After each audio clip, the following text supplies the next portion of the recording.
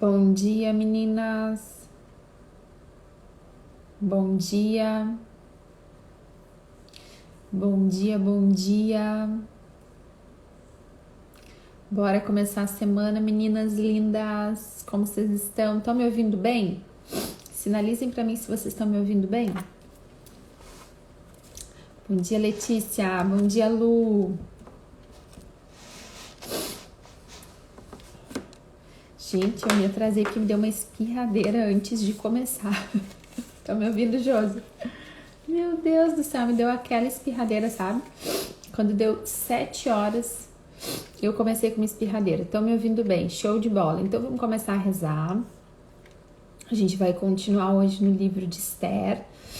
A gente vai continuar meditando, rezando, né? E tomando direção de Deus para nossa vida no livro de Esther, aprendendo com Esther, né? Vendo aquilo que na história dela, na postura dela, a gente pode e a gente deve colocar na nossa postura, certo? Bora rezar então, meninas? Pelo sinal da Santa Cruz, livrai-nos Deus nosso Senhor dos nossos inimigos, em nome do Pai, do Filho e do Espírito Santo. Amém. Senhor Jesus, nós te agradecemos pelo dom da nossa vida, Senhor.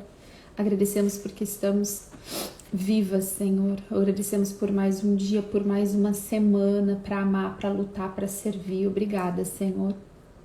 Obrigada por toda a tua bênção na nossa vida, pelo teu Espírito Santo que nos sustenta, nos põe de pé, nos faz mulheres firmes, Senhor. Nos orienta para sermos mulheres melhores, mulheres santas. Obrigada, Senhor. Nós somos gratas pelo chamado, somos gratas, Senhor, pelo teu Espírito Santo que vem em nosso socorro. Muito obrigada, Senhor. Nós te agradecemos. Te agradecemos por tudo que temos aprendido, Senhor, pela intercessão da Virgem Maria, pelos cuidados da Santíssima Trindade com a nossa família. Nós somos gratas, Senhor. Queremos pedir no início dessa manhã, Senhor, que o teu preciosíssimo sangue venha cobrir as nossas casas, os nossos locais de trabalho, os ambientes de trabalho, as ferramentas de trabalho, os meios de transporte das nossas famílias. Tu traga, Senhor, para cada lugar, para cada ambiente, a proteção do teu preciosíssimo sangue. Cobre, Senhor, as estradas e ruas que nós e nossos familiares vamos andar no dia de hoje. Nós pedimos a proteção do teu preciosíssimo sangue. Pedimos a proteção do teu sangue, Senhor, sobre cada uma das nossas famílias, cada um dos membros da nossa família. Você pode ir pedindo sobre cada um, vai falando o nome de cada um da sua casa, de cada um dos seus familiares agora, colocando debaixo do preciosíssimo sangue de Jesus. Colocamos, Senhor, debaixo do teu preciosíssimo sangue cada um dos nossos familiares, aqueles que nós amamos, Senhor, em especial aqueles que mais necessitam hoje da tua graça, do teu socorro, Senhor, do teu favor. Pedimos o teu preciosíssimo sangue, Senhor, sobre os enfermos das nossas famílias, todos aqueles que necessitam de cura, Senhor, cura física, cura psíquica, Senhor, emocional. Nós clamamos o teu preciosíssimo sangue. Colocamos debaixo do teu sangue os nossos relacionamentos, Senhor, as nossas relações familiares, as escolas dos nossos filhos, os ambientes de estudo, de convivência, de brincadeira dos nossos filhos. Sobre tudo e todos, nós clamamos a proteção, Senhor, do teu preciosíssimo sangue. Venha em nosso auxílio, Senhor, venha em nosso socorro no dia de hoje. Colocamos as decisões importantes debaixo do teu sangue, Senhor. Colocamos as situações de dificuldade debaixo do teu preciosíssimo sangue.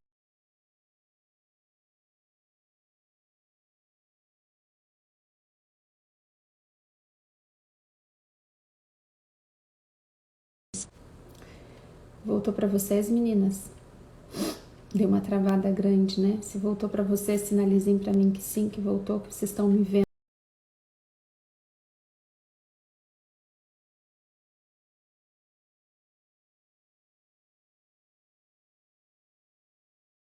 e me ouvindo bem. Nós pedimos, Senhor, a tua graça, o teu socorro sobre nós, Senhor, sobre toda essa transmissão, sobre essa live, Senhor. Obrigado, meninas. Nós clamamos toda a tua proteção. Pedimos, Senhor, também que o teu Espírito Santo venha sobre nós, venha nos conduzir nessa manhã, Senhor. Mais uma vez nós te pedimos. Queremos pedir, Senhor, que o teu Espírito Santo venha nos guiar, nos conduzir, trazer revelação, expor algumas raízes também para cada uma de nós, aquilo que nós precisamos orar por nós mesmas, aquilo que precisamos orar pelos nossos maridos, pelos nossos filhos. Nós te pedimos, Senhor, a graça da revelação, te pedimos a graça, Senhor, de viver numa postura santa, na postura de Esther, Senhor. Clamamos, Senhor, que o Teu Espírito Santo nos conduza neste tempo de oração, neste tempo de penitência, de jejum, da quaresma. Pedimos, Senhor, que o Teu Espírito Santo venha sobre nós nessa hora. Venha, Espírito Santo, venha, Espírito Santo. Venha, Espírito Santo, nós te damos liberdade, Espírito Santo, para falar conosco. Nós queremos ser mulheres dóceis à Tua voz, aos Teus suaves impulsos. Vem, Espírito Santo. Vem, Espírito Santo. Vem, Espírito Santo. Colocamos dentro do Teu coração, Jesus, todas as nossas intenções, tudo aquilo que está nos angustiando no dia de hoje, que tem nos angustiado nos últimos tempos, Senhor. Todas as nossas necessidades, as pessoas que nós amamos, os pedidos que temos feito, Senhor, nós colocamos todas as nossas intenções no Teu coração misericordioso. Pedimos, Senhor, que Tu olhe para cada uma dessas intenções, Senhor, que Tu venha em nosso socorro, Senhor, que Tu venha em nosso auxílio, que Tu olhes para as nossas necessidades, Senhor, que Tu traga ao nosso coração a revelação, Senhor, de como orar. Traz ao nosso coração a paciência para carregar as nossas cruzes, Senhor, para carregar a cruz com louvor. Nós clamamos, Senhor, olha para as nossas necessidades e intenções nesse dia, traz calma ao nosso coração, restaura a nossa fé, a nossa esperança, a nossa confiança em Ti, Senhor, que Tu conhece as nossas intenções. Tu conheces, Senhor, o desejo do nosso coração, Tu conheces as nossas necessidades. Senhor, nós Te pedimos essa graça do Teu Espírito no dia de hoje, que possamos confiar em Ti, Senhor, confiar em Ti.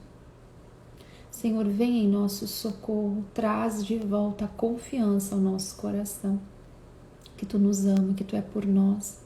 Venha em nosso auxílio, Senhor, venha em nosso socorro. Venha auxílio, Senhor, do nosso coração tão desconfiado do Teu amor. Venha auxílio do nosso coração tão questionador, Senhor, de por que não recebemos algumas graças ainda. Venha em nosso auxílio, Senhor. Retira toda essa tentação, Senhor, de desistir de orar. A tentação de que Tu não nos ama, que Tu não escuta a nossa oração. De que seremos infelizes, Senhor, sem determinada graça. Que demora muito, que nunca receberemos, que para nós não tem mais jeito. Senhor, vai retirando todas essas tentações, todas essas falas, Senhor, da serpente, toda essa conversa, Senhor. Venha em nosso auxílio, nos fortalece com Teu Espírito, Senhor, que a gente não dê mais ouvido para isso. Nos dá essa graça, Senhor, de não ouvir mais, de não dialogar mais com a serpente. Traz essa sabedoria a cada mulher agora, Senhor, de não dar mais atenção para essa conversa, para essas sugestões malignas. Senhor, nós Te pedimos, vem em nosso socorro, vem em nosso auxílio. Sabe, meninas, às vezes a gente vai dando ouvido para essa conversa, assim, né? A gente quer tanto uma graça, a gente quer tanto uma coisa.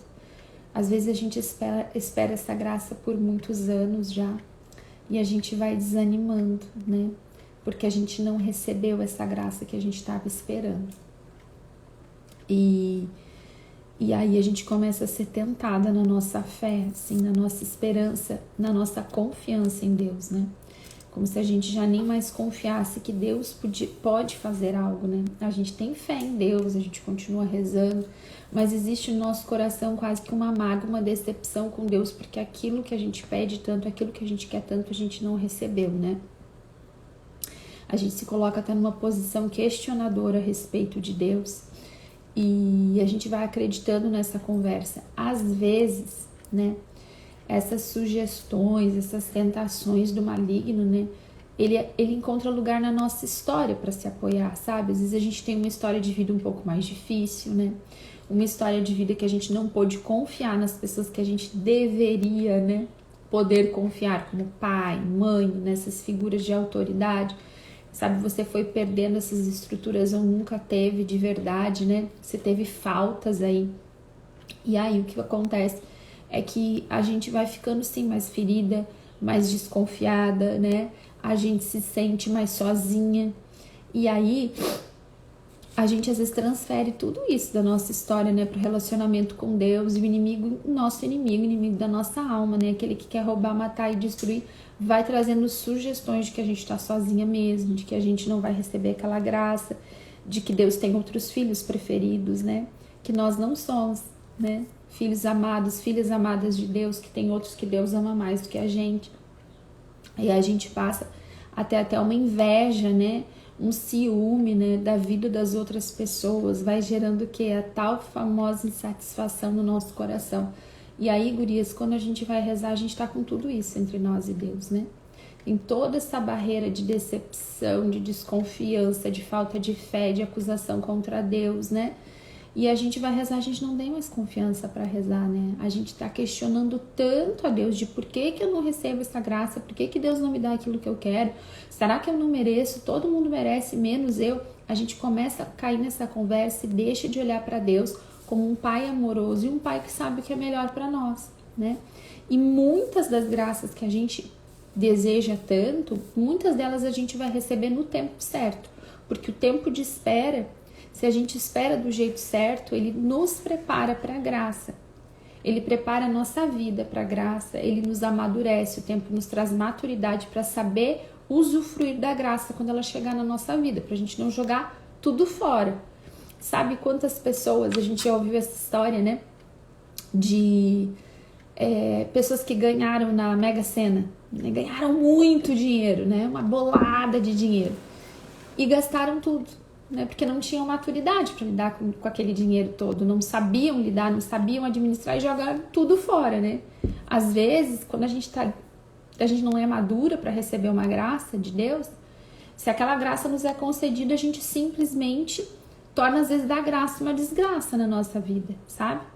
A gente começa a idolatrar aquela graça. Muitas de nós idolatramos situações, né? Idolatramos dinheiro, idolatramos filho, idolatramos marido, idolatramos aquilo que a gente pensa ser o melhor estilo de vida, aquilo que nos faria feliz, quando a gente é totalmente satisfeita com a vida que a gente tem hoje. E se Deus não muda nosso coração, se a gente não amadurece, a gente recebe a graça e continua sendo insatisfeita, passa a idolatrar a graça, tira Deus da nossa vida, né? Só busca Deus para receber aquela graça, não existe um relacionamento de amor com Deus, né?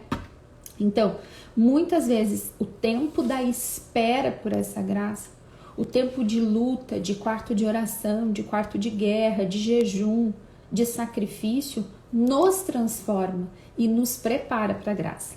E o que é mais interessante, às vezes, nesse caminho de luta e de espera por aquela graça, a intenção até muda. Sabe por quê? Porque a gente muda. E aí a gente começa a enxergar que aquilo que a gente estava pedindo para Deus, bom, não era bem aquilo mesmo, sabe? Deus vai nos conduzindo para uma revelação. E às vezes a gente é uma criança muito manhosa, né? A gente é uma criança... eu sei que isso não é legal, assim, né? Da gente ouvir, assim, que a gente é infantil, né? Mas às vezes é o que a gente é, gurias. A gente tá fazendo birra diante de Deus, sabe?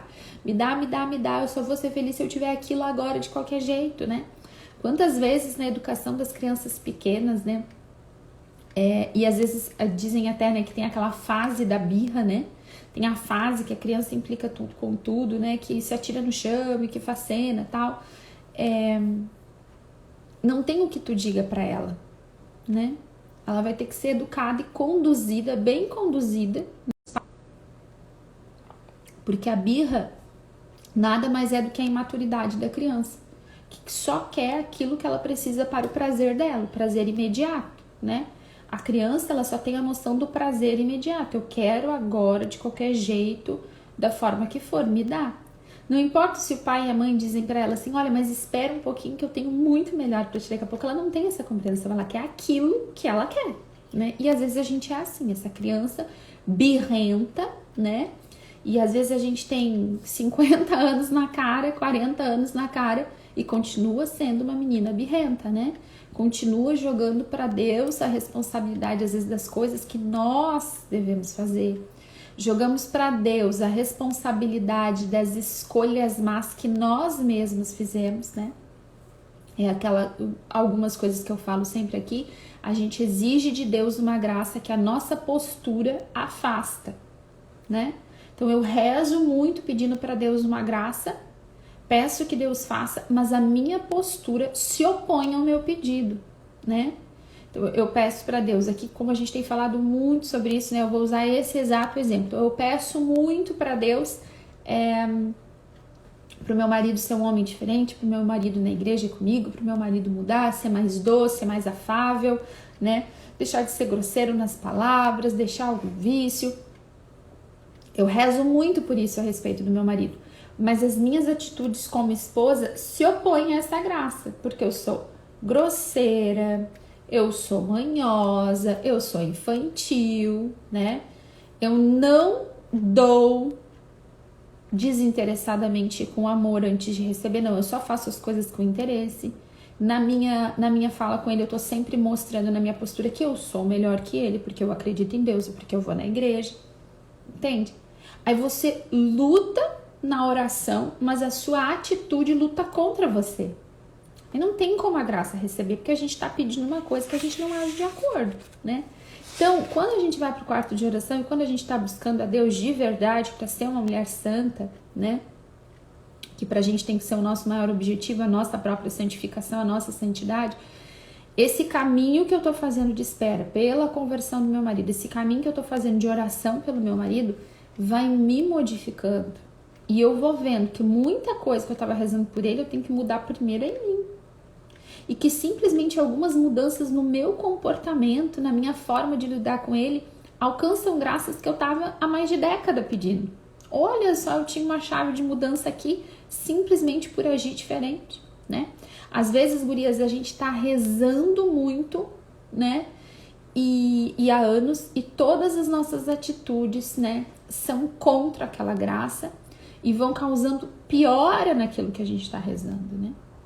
Então, às vezes até numa situação de saúde, né? A gente reza para ter saúde, a gente reza por uma situação, mas a gente continua se colocando na situação que piora a nossa saúde, né? A gente pede muito para Deus para melhorar a nossa saúde, mas a gente não faz nada daquilo que a gente sabe que a gente tem que fazer para melhorar a nossa saúde.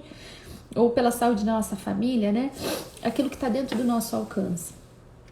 E diante de tudo isso, o diabo chega pra gente e diz: olha, Deus não te ama, Deus não escuta a tua oração, tu não é digna dessa graça, né? Quando Deus, Ele, que nos ama, que nos criou, que nos formou porque nos ama, porque quis nos chamar à existência. Deus desejou nos chamar à existência, né? Que ama o nosso tom de voz, que ama a cor do nosso cabelo, né? Que ama quem a gente é. Ele nos fez e nos ama como nós somos. Esse Deus maravilhoso quer nos conduzir por uma vida de graça. Vai trazendo oportunidades pra gente endireitar. Olha, minha filha é por aqui, minha filha é por aqui. Para de teimar nisso aqui, vem por aqui. E o diabo fica dizendo: olha, ele não te ama, ele não tem interesse por ti. Faz do teu jeito, dá o teu jeito, né? Dá teus pulos aí, porque Deus não tá interessado em fazer nada. Então, que a gente se achegue diante de Deus com a certeza de que Deus nos ama, com a absoluta certeza de que Deus nos ama, que a gente não precisa dar o nosso jeitinho, que a gente pode confiar no jeito de Deus, né? Que a gente pode, deve deixar-se conduzir pelo Espírito Santo. A gente pode, a gente deve deixar que o Espírito Santo conduza a nossa vida totalmente, absolutamente, sem medo, sem receio de que vai dar errado. Tem uma palavra, não sei se eu vou achar agora, mas tem uma palavra que é uma orientação de São Paulo, que ele fala sobre a gente se deixar, ele fala assim, ó, que a gente não pode se deixar dominar pelo vinho, né, que é fonte da devassidão, mas que a gente tem que se deixar conduzir pelo Espírito. Agora ainda que eu tô com externa cabeça, eu não vou achar essa palavra. Mas é isso mesmo, ele fala assim, sabe, que a gente não pode... Aqui, ó. Efésios 5,18. Não vos embriagueis com o vinho, que é uma fonte de devassidão, mas enchei-vos do Espírito. Olha só. Não vos embriagueis com o vinho, que é uma fonte de devassidão, mas enchei-vos do Espírito. Olha, qual é a ligação que São Paulo quer fazer aqui, né? Quando uma pessoa está embriagada, né, todas as atitudes dela revelam que ela está sendo dominada pelo álcool. É ou não é assim? Uma pessoa, quando ela está embriagada, quando ela está bêbada, o jeito que ela fala é de bêbado. O jeito que ela caminha é de bêbado. É ou não é assim? Você olha e diz, bebeu demais. Ela caminha de um jeito que é de bêbado. Todas as ações dela são dominadas pelo álcool. Toda a forma como ela age, como ela pensa, o que ela fala, como ela se gesticula, as emoções dela são dominadas pelo álcool. Quando São Paulo diz, não se embriaguem com vinho, mas enchei-vos do Espírito, ele está dizendo o quê? Olha só, quando uma pessoa está embriagada pelo vinho, quando ela é dominada pelo vinho. Quando nós conhecemos o Espírito e permitimos ele, e nós nos enchemos dele, assim como o álcool domina o embriagado pelo vinho, né? Assim o Espírito Santo vai nos dominar. E é assim que a gente tem que deixar o Espírito Santo nos dominar. Na nossa fala, no nosso olhar, no nosso jeito de conduzir as coisas, nas nossas emoções, é deixar-se dominar pelo Espírito Santo. É estar embriagada, cheia do Espírito Santo, a ponto de todas as minhas ações serem ações de uma pessoa que está cheia do Espírito Santo. Eu sou conduzida pelo Espírito Santo, eu sou dominada pelo Espírito Santo. Aquele meu mau humor terrível passa a ser agora dominado pelo Espírito Santo, né? Porque eu vou me colocando nessa posição de eu quero, Senhor, eu te dou domínio sobre o meu temperamento, sobre a minha forma de pensar, sobre a minha forma de falar. Eu quero ser cheia de ti, eu quero ser dominada por ti. Às vezes a gente é tão orgulhosa, gurias, a gente pensa que a gente faz as coisas tão bem feitas, que o nosso jeito é o melhor jeito, né? Que a nossa forma de falar, que a nossa forma de conduzir, que a gente é tão boa nas coisas que a gente faz, sabe? Que a gente não precisa da ação do Espírito Santo. Quando na verdade a gente é só mal-humorada, né? A gente é dominador em algumas situações, a gente quer mandar nelas e a gente não alcança o objetivo final que a gente espera. Mas o Espírito Santo, ele nos conduz, mas a gente tem que se deixar dominar. É necessário que eu baixe a minha cabeça e diga, Senhor, aqui eu não sei como agir. Senhor, talvez, a gente pode ir para oração ainda assim, né? Meio orgulhosinha. Talvez, Senhor, eu não esteja conduzindo as coisas da melhor maneira.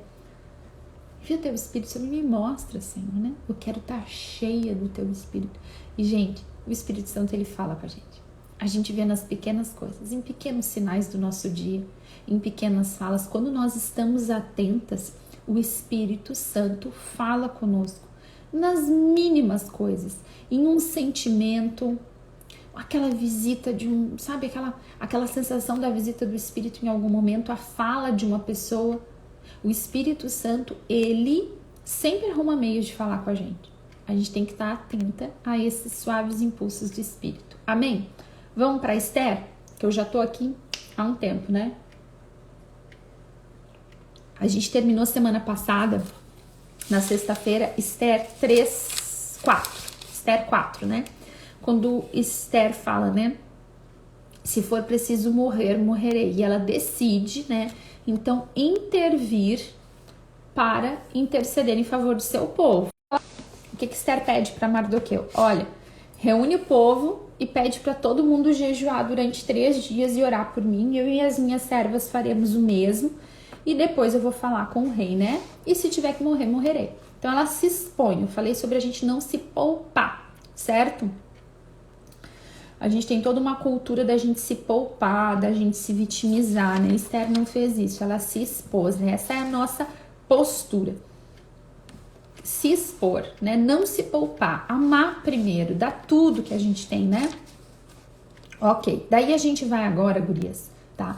Para Esther 15, tá? Porque quando você vê aqui no finalzinho da sua Bíblia, lá depois do 17, tem uma indicação aqui de alguns pedacinhos de trecho que não tinha no hebraico, só no grego. Então a gente vai ler aqui no final do livro, né? Nessas notas. E esse apêndice que tem aqui pro final, tá? Lá no capítulo 15 fala assim. No 14, oração de Esther. No capítulo 14, a gente tem Esther, então, entrando em oração. Daí diz assim: por sua parte, a rainha Esther, tomada de uma angústia mortal, recorreu ao Senhor. Aqui a gente tem como é que tá o coração de Esther. Quem aí de vocês já sentiu uma angústia mortal diante de um problema, uma circunstância? Você tá tão atribulada que o seu coração entra numa angústia terrível. A palavra de Deus diz uma angústia mortal. E ela faz o quê? Ela recorre ao Senhor. Por sua parte, a rainha Esther, tomada de uma angústia mortal, recorreu ao Senhor. Então, a primeira coisa, diante das situações e circunstâncias de angústia mortal, de problema da nossa vida, aquelas coisas que a gente precisa agir, mas a gente não sabe como, que não dependem da gente. Esther sabia que ela tinha que se expor e fazer a parte dela. Mas a resolução de salvação não dependia dela, ela não tinha esse poder. Então ela recorre a quem? A quem tem o poder para mudar toda e qualquer circunstância, que é Deus. Deus é quem pode. Diante das nossas angústias, o que nós fazemos? A gente vê aqui que Esther, ela vai tomar toda uma postura antes de chegar diante do rei. Ela não recebe a situação de problema de Mardoqueu e no impulso ela vai falar com o marido. Não. Ela não sai daquela situação e imediatamente vai para o marido para tentar resolver. Não. Ela não é impulsiva. Ela vai procurar a direção de Deus. E a ação de Deus, ela recorre ao Senhor. Ela sabe que sozinha ela não pode. E aqui, gurias, a gente tem uma grande lição de Esther, já no comecinho dessa oração dela. Diante das nossas angústias, diante das circunstâncias difíceis que a gente não tem como resolver, a gente não pode pensar que a gente pode resolver. Às vezes a gente pensa assim, não, mas eu vou dar um jeito. Eu vou lá e eu vou fazer. Eu vou lá e eu vou falar isso e eu vou convencer o meu marido que ele tá errado, ou que tal coisa, ou que outra coisa. Entende? E a gente vai no impulso. E às vezes a gente piora a situação muito mais. Às vezes a gente piora a situação no trabalho, a gente piora a situação com colegas de trabalho, com familiares, quando a gente age de que maneira? No impulso, tentando resolver pela nossa forma, como a gente acha que vai resolver. Às vezes a gente é tão autossuficiente que a gente tem certeza que a gente consegue resolver. Que a gente tem uma ideia genial, que a gente vai dar conta. A palavra de Deus nos mostra que uma mulher conduzida pelo Espírito primeiro recorre ao Senhor. Ela não correu para conversar com as amigas, né? Ela não mandou WhatsApp nem ligou para as intercessoras do grupo de oração. Ela foi para onde? Ela foi para o quarto de oração. Ela vai para quem resolve. Ela foi recorrer ao Senhor, né? No versículo 2, então, é Esther 14:2 diz: depôs suas vestes suntuosas e vestiu-se com roupas de aflição e de luto. No lugar de essências preciosas, cobriu a cabeça com cinzas e poeira. Afligiu duramente seu corpo por todos os lugares onde costumava alegrar-se, espalhou os cabelos que se arrancavam. Dirigiu-se esta prece ao Senhor, Deus de Israel.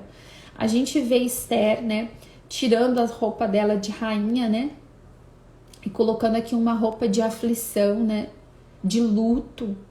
Ela vai para o quarto de oração, né, e ela expõe a alma dela para Deus, né, e ela entra em jejum e penitência, certo?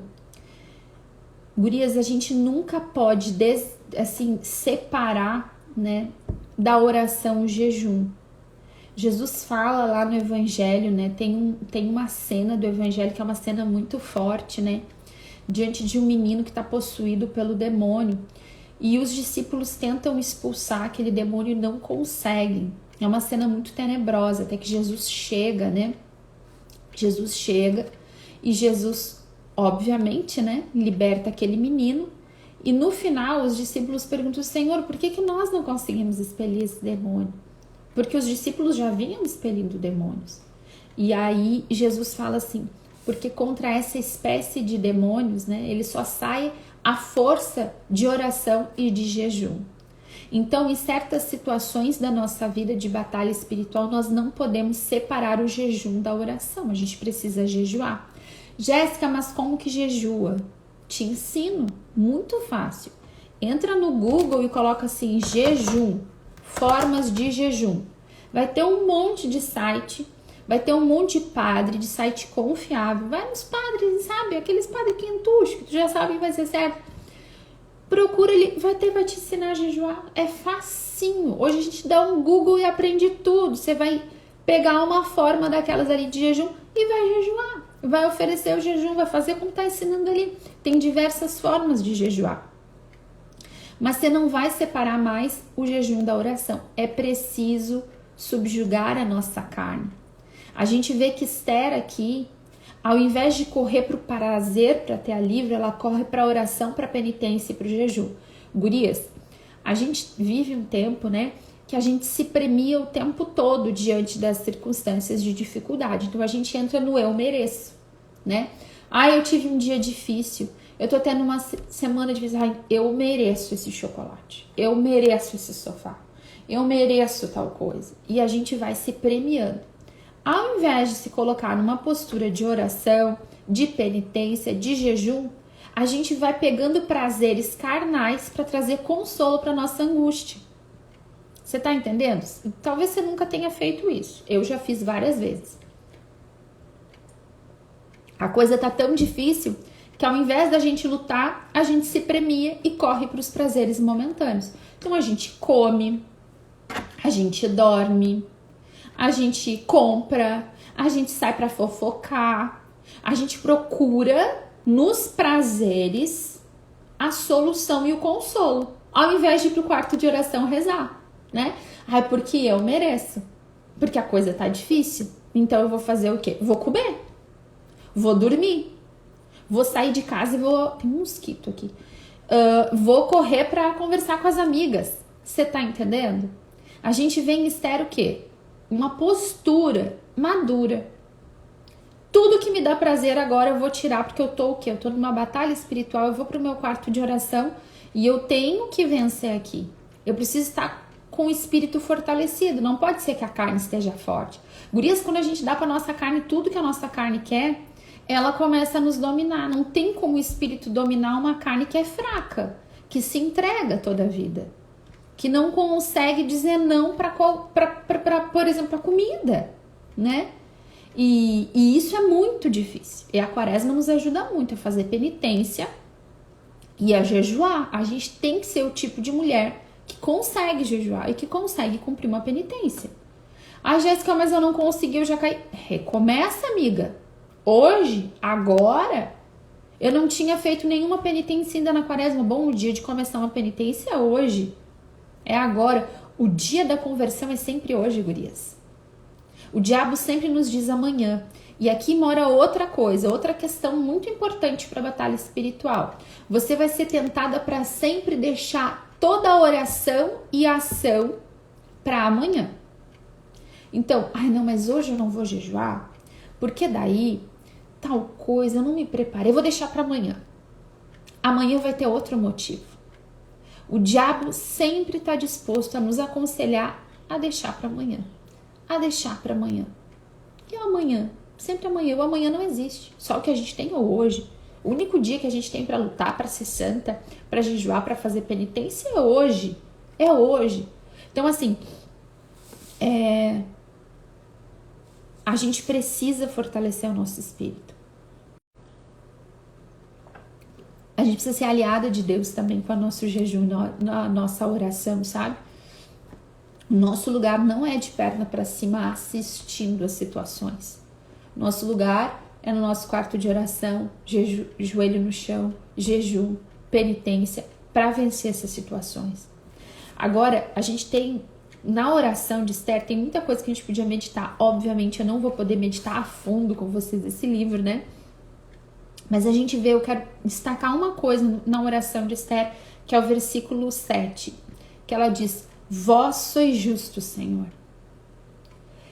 Essa postura postura de Esther, a gente vai ver Esther fazendo a oração dela, depois você vai ler essa oração e você vai ver que ela tem uma clareza muito grande a respeito dela mesma, dos pecados do povo.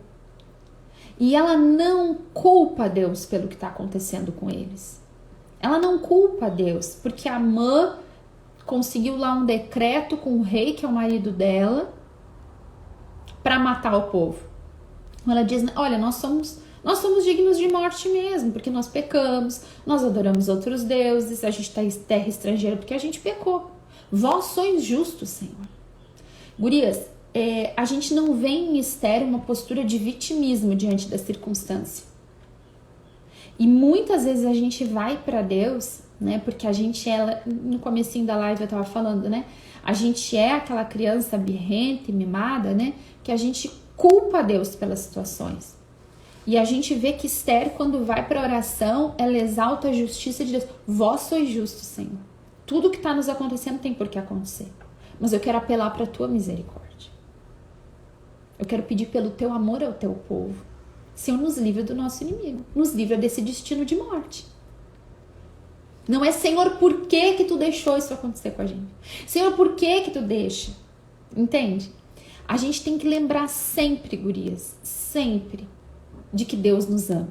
Se a gente vai para o quarto de oração, é porque a gente acredita que Deus nos ama e que Deus é justo. E que muito problema que a gente vive foi a gente que se meteu, sim. Foi o nosso pecado, foi a nossa idolatria. Idolatria às coisas, a pessoas. Cada uma aí conhece a sua vida, né? Às vezes tem situações que realmente também não foram culpa nossa. A gente não tem o que fazer, mas a gente tem como rezar, lutar e jejuar.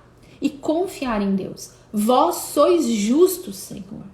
Deus é justo, Deus é todo poderoso. E até numa situação que eu não tenho culpa, numa circunstância que eu não tenho culpa, né? A gente é pecador e a gente seria merecedora. A gente, no fim das contas, a gente sim é merecedor do inferno. Não fosse a salvação e o amor de Deus, porque a gente é muito pecadora. A gente é muito pecadora. Se tu não sabia disso, alecrim dourado, eu vou te dizer. Tu é muito pecadora. Eu sou muito pecadora. Se não é a misericórdia de Deus, a gente estava muito ralada e a gente ia condenada para o inferno. E a gente precisa olhar para essa realidade, que a misericórdia e o amor de Deus que vem em nosso socorro não é o nosso merecimento, são os merecimentos e os padecimentos de Cristo que abriram o céu para nós. Nós não somos merecedoras por nós mesmas, nós somos merecedoras pelo sangue de Cristo, pelo amor que Deus tem por nós. E é assim que a gente vai para a oração, não acusando Deus, não tratando Deus como um adversário, mas reconhecendo, palavra desse domingo, né? Filho pródigo, reconhecendo, não sou digna de ser teu filho, não sou digna, Senhor. Eu estou passando esse trabalho aqui, por favor me ajuda. Deus sempre vai nos acolher com amor, Ele é um Pai amoroso, Ele vai olhar para a nossa necessidade e vir em nosso auxílio e nos dá muito mais do que nós merecemos. E isso, gurias, é o caminho de espera que nos faz entender que Deus nos dá muito mais do que nós merecemos. Que Deus é muito, muito, muito, muito, muito amoroso. Que Ele é muito maravilhoso. Que nós somos grandes pecadoras. E que Deus é justo. Deus é justo, Deus é fiel, Deus é misericordioso. E é com o coração humilhado que eu entro na presença de Deus. É me humilhando, é humilhando a minha carne. É me reconhecendo pecador, é me reconhecendo miserável. Não é de nariz empinado exigindo de Deus alguma coisa. Não. É humilhando a minha alma. É, Senhor, Tu é justo, Senhor, está tudo isso acontecendo, Senhor, eu mereço mesmo. Mas eu quero apelar para a Tua misericórdia. Para o Teu amor por mim.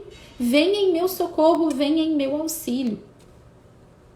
E a gente vê Esther se abandonando completamente a Deus nessa oração.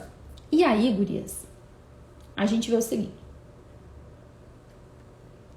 Quando Esther termina a oração dela, diz assim, Esther 15, 4. No terceiro dia, terminando sua prece, Esther despiu suas vestes de dor e revestiu suas vestiduras de cerimônia. Assim, adornada, Depois de ter invocado a Deus, árbitro e salvador universal, tomou consigo 2 servas, apoiava-se sobre uma como uma pessoa delicada, ao passo que a outra seguia levando a cauda de seu vestido. Estava rosada como uma flor de beleza, de rosto alegre e atraente, mas com o coração angustiado pelo temor. Eu amo essa palavra. Esses versículos aqui eu acho eles fantásticos, porque tem tanta riqueza neles. É assim, ó. Esther está indo agora falar com o marido. Ela está indo falar com o rei, né? E é muito fantástico porque assim, ela tem uma postura diante de Deus. Qual é a postura de Esther diante de Deus? Ela tira a veste bonita, ela se reveste de saco, ela arranca os cabelos na presença de Deus, literalmente, porque o lugar da gente arrancar os cabelos, gurias, é no quarto de oração. Arranca os cabelos, não quer saber de prazer, é penitência, é jejum, é oração, ela tá ali acabada no quarto de oração diante de Deus. Mas quando termina isso e ela tem que se apresentar diante do marido, aí ela muda de postura. Diante do marido ela vai se apresentar como? Como que ela se apresenta? Ela tira aquela veste de luto e ela reveste um vestido que tinha até uma cauda, né? Esther também não deixou barato, né, gurias? Até uma cauda tinha um vestido que ela botou. Tinha uma serva que tinha que carregar a cauda do vestido. Ela se orna inteira. E a gente vê que ela se vestia assim como uma rainha, que ela estava arrumada sempre como uma rainha, que ela teve que tirar essa roupa para entrar no quarto de oração e depois ela bota de novo. Ela se adorna inteira, ela se enfeita, ela se embeleza. Fala sobre uma delicadeza, né? Uma pessoa delicada. Ela estava rosada, atraente. Olha que é isso, olha que mulher. Blushzinho, né? Makezinha, rosada, atraente. Mesmo que o coração tivesse angustiado pelo temor. Olha só, a circunstância não havia mudado ainda. Mas Esther, ao se apresentar diante do marido, ela está numa postura, numa aparência de beleza, de delicadeza. Ela está atraente para o marido dela. Ela não está descabelada, como no quarto de oração. Diante de Deus e diante do marido. Tem aqui posturas e até uma aparência diferente. E a gente podia ficar muito tempo falando sobre isso. Muito tempo. Porque é muito importante pra gente a questão da aparência, sabe? E de como a gente se apresenta diante do nosso marido, né? Como que a gente vai falar? Porque assim, ó, gurias, tem uma coisa que é eu desabafar com o meu marido ou eu conversar com o meu marido, circunstâncias, situações, né? Que a gente tá ali acostumado, que eu vou contar pra ele uma coisa que aconteceu, enfim. Mas aqui a gente não tá falando de uma circunstância do cotidiano, a gente tá falando de uma circunstância que tinha a ver com o marido, que o marido precisava ser conduzido a uma revelação. E Esther, ela é muito esperta porque ela entende desde o princípio que o marido dela não é o inimigo dela. Uma mulher que entende quem é o seu inimigo, ela tá sempre mais perto da vitória. Sempre mais perto da vitória. Ela compreende que o marido não é adversário dela, mas que ela tem que trazer o marido pro lado dela como aliado. Ela precisa conduzi-lo e convencê-lo de uma verdade que primeiro ela recorreu a Deus. A gente está falando de uma circunstância muito específica. É preciso conduzir o coração desse marido para a verdade, para a vontade de Deus. É uma situação muito específica. E ela podia olhar para o marido e dizer, ele é o culpado disso tudo. Porque quem deu autoridade para a mãe exterminar o povo dela foi o marido dela. Voltou para vocês? Se voltou, sinalizem. Esther tinha todo o direito até de pensar que o marido era o adversário dela. Porque a autoridade, o anel, quem selou a morte de todo o povo dela foi o próprio marido. Esse marido trouxe, permitiu e honrou um homem que odiava o povo dela. Esse homem estava dentro... Opa, caiu aqui uma coisa. Esse homem estava dentro da casa dela. Estava lá dentro. Ela podia podia dizer, ela podia dar chilique, ela podia dizer esse rei sem vergonha quer me matar, ele é o meu adversário, ele é o adversário do meu povo. Só que ela sabia quem era o adversário dela de verdade, ela sabia quem tinha colocado, plantado aquele plano no coração do marido dela. Não era, o marido dela não pensou por si. Teve um tentador, teve um mentiroso, teve quem ficou lá, ó, trazendo para ele sempre e convencendo ele daquela decisão. E ela sabia que ela precisava se terminar com aquele tentador, não com o marido dela. Minha amada, diante das circunstâncias que tu vive no teu casamento, e eu tô falando de uma situação bem específica, quando nós precisamos conduzir os nossos maridos à revelação. Nós precisamos identificar quem é o nosso adversário. E o adversário nunca vai ser o nosso marido. Nunca vai ser.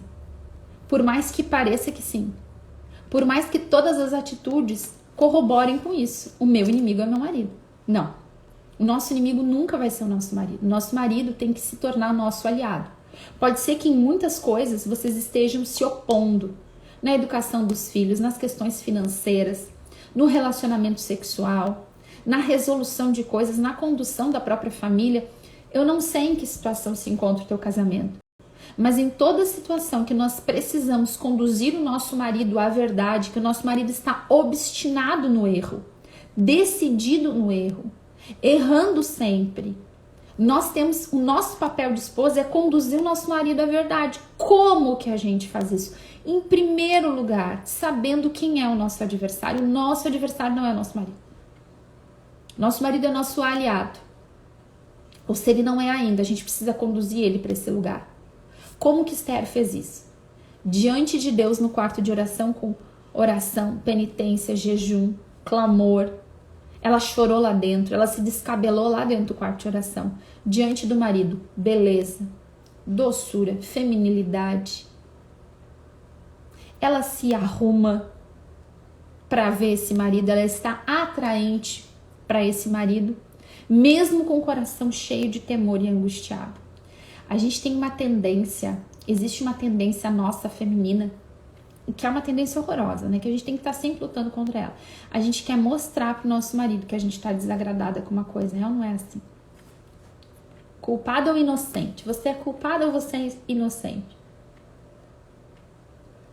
Se ele fez alguma coisa que a gente não gosta, a gente quer que ele saiba que a gente não gostou. E a gente fica ali, ó. Não fala nada, mas mostra. Às vezes o nosso silêncio e a nossa cara embisugada diz tudo. A gente emburra, fica braba, mal-humorada, responde seca. Como é difícil ser doce.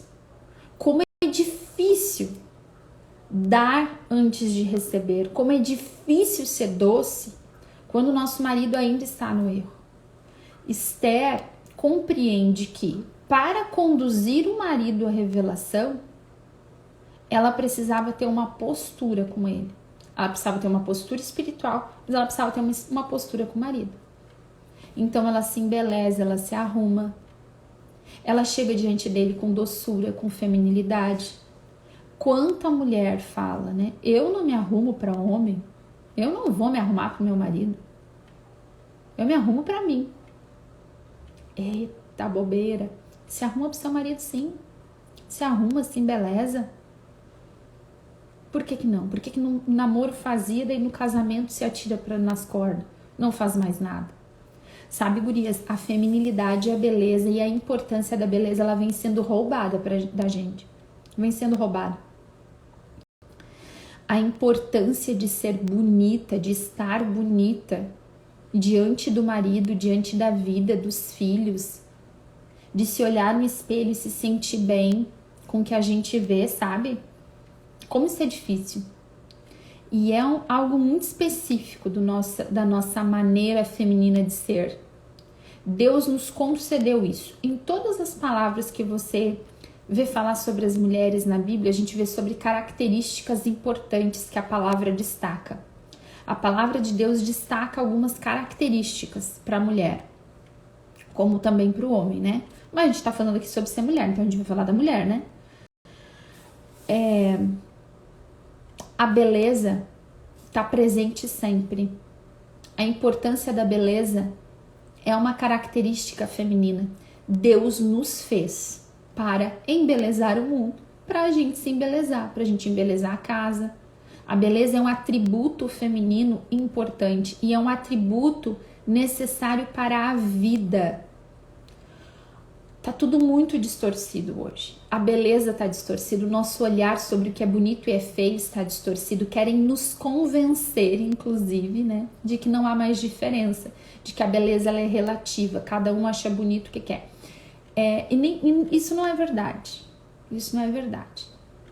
Eu não vou, pelo adiantado da hora, eu não vou entrar profundamente nisso agora. Talvez eu entre amanhã. Mas o que é importante para que a gente grave hoje? O que é importante para a gente gravar hoje, né? Que diante de Deus e no quarto de oração a gente tem uma postura. Que quando a gente sai desse quarto de oração, a guerra a gente faz contra o nosso adversário dentro do quarto de oração. A gente clama a Deus o livramento desse inimigo, a gente proclama a vitória de Deus, a gente reza o rosário se preciso for, a gente reza o terço, a gente dobra o nosso joelho, lá a gente chora, lá a gente descabela. Quando a gente sai do nosso quarto de oração, a nossa vida, né? O quarto de oração, a gente faz a guerra no quarto de guerra, né? Sozinha, nós e Deus. Agora eu não posso transformar a minha vida e a convivência com meu marido num quarto de guerra, né? Numa casa de guerra. Eu levo paz, docilidade, aqui fala, né? Delicadeza. Quando eu me apresento diante do meu marido, eu vou levá-lo à revelação através daquilo que Deus me fez para ser, que é ser mulher. A gente conduz o marido, a gente convence o marido, a gente convence. Eva convenceu Adão rapidinho a sair do caminho certo. A gente também convence os nossos maridos para irem para o lugar certo. Mas existe um caminho para fazer isso que Esther está nos apontando. Se apoiar em alguns atributos daqueles que Deus nos concedeu como mulheres. Deus nos concedeu atributos, Deus nos deu valores, formas de conduzir os nossos maridos. E a gente tem andado, gurias, na contramão disso. A gente acha que impor, que falar grosso, que dizer para o homem o que fazer, que dominar ele, que mandar na situação, dizer eu não dependo, não vou depender, não aguento mais, eu desisto, quer saber de uma coisa, não vou fazer isso, não vou fazer o que ele está me pedindo, não vou fazer, não vou ceder. A gente pensa aqui no grito, na imposição. E às vezes até em atitudes mais masculinizadas a gente vai levar o nosso marido à oração. A gente não vai levar o nosso marido à revelação. A gente não vai levar. A gente vai transformar a nossa vida toda em guerra. Ao invés de fazer guerra contra o único real inimigo, que é aquele que a gente faz lá no quarto de oração, é aquele que a gente faz guerra no jejum, que é o inimigo do nosso casamento. É aquele que faz com que a gente fique um contra o outro. O Catecismo da Igreja Católica fala uma coisa muito interessante, né? Que fala que a consequência do primeiro pecado, né? Lá de Adão e Eva, né? A primeira consequência do pecado foi colocar Adão e Eva um contra o outro, né? Nascem ali mútuas acusações, diz o Catecismo, né? Deus chega e diz, Adão, porque tu fez isso? Foi a mulher que tu me deu, né? Já joga a culpa para Eva. Eva já tira o corpo fora e diz que foi a serpente, já começa dividindo o casal. Então, a consequência do primeiro pecado é a divisão daquele casal. O diabo sempre vai buscar isso na nossa vida, é dividir a gente do nosso marido. Gurias, a gente precisa ser mais esperta. Talvez o teu marido esteja sendo aconselhado por Amã, né? Tem um tentador ali conduzindo a vida de vocês, conduzindo a vida familiar, conduzindo teu marido ao erro, a decisões erradas, decisões equivocadas. Talvez teu marido esteja confiando em coisas completamente erradas e equivocadas. Continuar falando e implicando não vai te fazer sair desse lugar e não vai trazer a revelação pro teu marido. Vai trazer só mais briga. Talvez teu coração esteja tão ressentido, tão machucado, tão magoado, que as palavras que eu tô te falando te machucam. Você acha que seu marido não merece o seu jejum, não merece a sua oração, não merece a sua doçura, não merece a sua beleza, não merece tocar no seu corpo. Ele não é merecedor de nada disso. Deixa eu dizer então mais uma coisa, deixa eu te lembrar do que eu tava falando antes. A gente também não merece. A gente não merece. A gente não merece a misericórdia de Deus. A gente não merece a salvação. A gente é uma baita de uma pecadora. A verdade é essa. E se você não consegue nem enxergar isso em você, a situação tá pior do que você imagina. Se a gente se acha tão superior aos nossos maridos, a situação é pior do que a gente imagina. A gente não é merecedora, mas a gente acredita no amor e na misericórdia. E se Deus perdoa a gente, como que a gente não vai perdoar o nosso marido? E se Deus tem pena da gente, se Deus olha pra gente com misericórdia e nos perdoa, quem a gente pensa que é para não perdoar e não amar o nosso marido? E não tomar uma postura correta para levar ele para revelação. Gurias, chega de lutar contra. Chega de lutar contra. A gente precisa lutar em favor. Em favor da nossa família, em favor do nosso casamento. Só tem um interessado. Só tem um interessado na destruição do teu casamento, que é o diabo. É o Amã, sabe? Tá lá aconselhando, trazendo maus conselhos pro teu marido. Quem sabe ele é conselheiro teu também.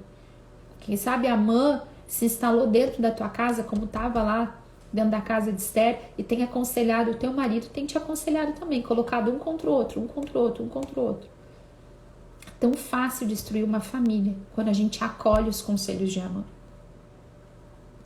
Agora, quando uma mulher é atenta a seu chamado, quando ela resolve morrer para ela mesma, como Esther fez, eu vou lá, e se preciso morrer, eu vou morrer.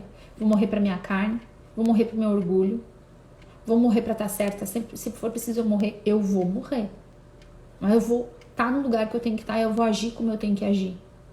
Quando uma mulher age dessa maneira, tudo muda. Tudo muda. Amém, meninas? Amanhã a gente vai continuar aqui, porque tem muita riqueza. A gente vai continuar daqui amanhã, a gente vai partir daqui para os próximos passos de Esther. Senhor Jesus, nós te pedimos, nós clamamos, Senhor, que Tu traga ao nosso coração toda a revelação que nós precisamos para a nossa conversão e para que a gente se coloque em favor do nosso marido, Senhor. Nos conduz como Esther. Nos traz a compreensão, Senhor. Nos traz a compreensão da nossa postura, nos traz a força para sermos esse tipo de mulher, Senhor. Na delicadeza, na beleza, na feminilidade. Senhor, nos ensina. Nós te pedimos, Senhor, nos ensina. Nos ensina a sermos mulheres. Traz de volta pra gente, Senhor, a real compreensão do nosso chamado feminino. Nos ensina, Senhor. Nós queremos ser como Esther. Nós queremos tomar essa posição, essa atitude, Senhor. Que o nosso rosto seja cheio de beleza, de delicadeza, de palavras doces, mesmo quando o nosso coração está angustiado, Senhor. Nos dá essa força, nós queremos, Senhor. Nos conduz, Senhor, a ir para o quarto de oração. Nos ensina, Senhor, a ir para o quarto de oração. Nós pedimos isso, Senhor, pelo poder do Teu nome, pela intercessão da Virgem Maria e de São José. Amém. Em nome do Pai, do Filho e do Espírito Santo. Amém, meninas! Deus seja louvado por mais essa manhã de oração, por mais essa reflexão que o Senhor nos traz. E é um exemplo muito objetivo, né? Eu não tô falando para vocês coisas soltas, são coisas muito objetivas, né? Que a gente consegue enxergar o que a gente precisa fazer, tá bom? Deus abençoe. Encaminha a live para as amigas. Espero vocês amanhã às 7, tá bom, meninas? Um ótimo dia, uma ótima semana.